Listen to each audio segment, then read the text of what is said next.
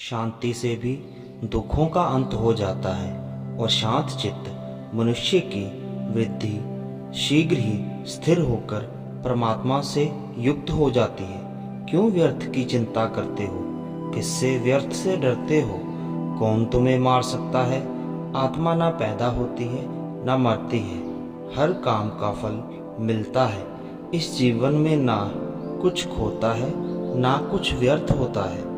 विषयों का चिंतन करने से विषयों की आसक्त होती है, आसक्त से इच्छा उत्पन्न होती है और इच्छा से क्रोध होता है, क्रोध से सम्मोहन और अविवेक उत्पन्न होता है। समय का प्रयत्न करते हुए ज्ञानी मनुष्य के मन को भी चंचल इंद्रियां बलपूर्वक हर लेती हैं।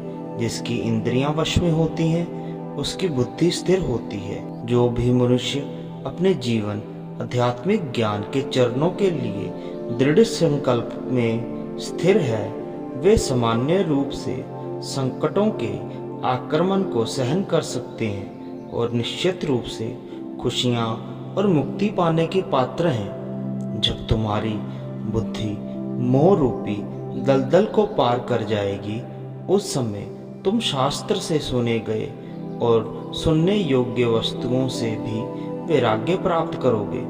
केवल कर्म करना ही मनुष्य के वश में है, कर्म फल नहीं। इसलिए तुम कर्म फल की इच्छा में ना फंसो तथा कर्म का त्याग भी ना करो। तुम्हारा क्या गया जो तुम रोते हो? तुम क्या लाए थे जो तुमने खो दिया? तुमने क्या पैदा किया था जो नाश हो गया?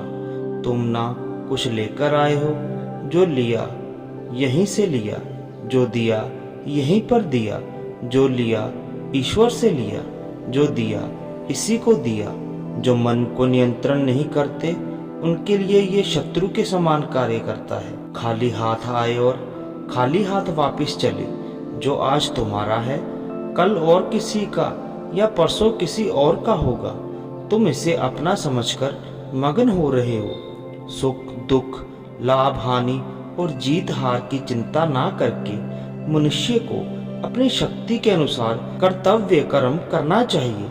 ऐसे भाव से कर्म करने पर मनुष्य को पाप नहीं लगता। जो हुआ वह अच्छा हुआ, जो हो रहा है वे भी अच्छा हो रहा है, जो होगा वे भी अच्छा ही होगा। तुम भूत का पश्चाताप ना करो, भविष्य की चिंता ना करो। वर्तमान चल रहा है। क्रोध से भ्रम पैदा होता है और भ्रम से बुद्धि व्यग्र होती है। जब बुद्धि व्यग्र होती है तब तर्क नष्ट हो जाता है। जब तर्क नष्ट होता है तब व्यक्ति का पतन हो जाता है। सम्मानित व्यक्ति के लिए अपमान मृत्यु से भी ज्यादा बढ़कर है। सभी प्राणी जन्म से पहले अप्रकट थे और मृत्यु के बाद फिर अप्रकट हो जाएंगे, लेकिन जन्म और मृत्यु के बीच प्रकट दिखते हैं। फिर इसमें सोचने की क्या बात है? परिवर्तन संसार का नियम है। जिसे तुम मृत्यु समझते हो वही तो जीवन है। एक क्षण में तुम करोड़ों के स्वामी बन जाते हो, दूसरे चरण में तुम दरिद्र हो जाते हो। शस्त्र आत्मा को काट नहीं सकते, अग्नि इसको जला नहीं सकती, जल इसको गीला नहीं कर सकता और वायु इसे सूखा नहीं कर सकती। जैसे मनुष्य अपने पुराने वस्त्रों को उतारकर दूसरे नए वस्त्र धारण करता है, वैसे ही आत्मा मृत्यु के बाद अपने पुराने शरीर को त्याग करके नए शरीर को प्राप्त करती है। आत्मा ना कभी जन्म लेती है और ना कभी मरती है। शरीर का नाश होने पर भी नष्ट नहीं होती। आत्मा अमर है। जो लोग इस आत्मा को मारने वाला या मरने वाला मानते हैं वे दोनों ही नासमझ हैं। आत्मा ना किसी को मारती है और ना ही किसी के द्वारा मारी जाती है। ना ये शरीर तुम्हारा है ना तुम शरीर के हो। ये अग्नि जल वायु पृथ्वी आकाश से मिलकर बना है और इसी में मिल जाएगा। परंतु आत्मा स्थिर है। फिर तुम क्या हो?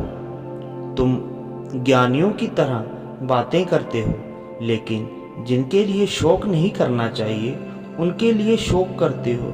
मृत या जीवित ज्ञानी किसी के लिए शोक नहीं करते। कर्म ही पूजा है। व्यक्ति जो चाहे बन सकता है यदि विश्वास के साथ इच्छित वस्तुओं पर लगातार चिंतन करें। मैं काल हूँ, सबका नाशक हूँ। मैं आया हूँ दुनिया का उपभोग करने के लिए। कर्म उसे नहीं भांता जिसने काम का त्याग कर दिया है। बुद्धिमान व्यक्ति कामुक सुख में आनंद नहीं लेता। मैं उन्हें ज्ञान देता हूँ जो सदा मुझसे जुड़े रहते हैं और जो मुझसे प्रेम करते हैं। अप्राकृतिक कर्म बहुत तनाव पैदा करते हैं। अपने अनिवार्य कार्य करो, क्योंकि वास्तव में कार्य करना निष्क्रिया से बेहतर है। मैं सभी प्राणियों के हृदय में विद्यमान हूँ। बुरे कर्म करने वाले सबसे नीच व्यक्ति जो राक्षसी प्रवृत्तियों से जुड़े हुए हैं और उनकी बुद्धि माया ने हर ली है, वे मेरी पूजा या मुझे पाने का प्रयास नहीं करते। मैं ऊष्म देता हूँ, मैं वर्षा करता हूँ, मैं वर्षा रोकता भी हूँ, मैं अमृतत्व भी हूँ और मृत्यु भी मैं ही हूँ। जो इस लोक में अपने काम की सफलता की कामना रखते हैं, वे देवताओं की पूजा करें। जब वे अपने कार्य में आनंद खोज लेते हैं, तब वे पूर्णता प्राप्त करते हैं। इंद्रियों की दुनिया में कल्पना सुखों की शुरुआत है और अंत भी, जो दुख को जन्म देता है। कर्मयोग वास्तव में एक परम रहस्य है। कर्म मुझे बांधता नहीं है, क्योंकि मुझे कर्म के प्रतिफल की कोई इच्छा नहीं है। करुणा द्वारा निर्देशित सभी कार्य ध्यान से करो। सदैव संदेह करने वाले व्यक्ति के लिए प्रसन्नता ना इस लोक में है और ना कहीं और।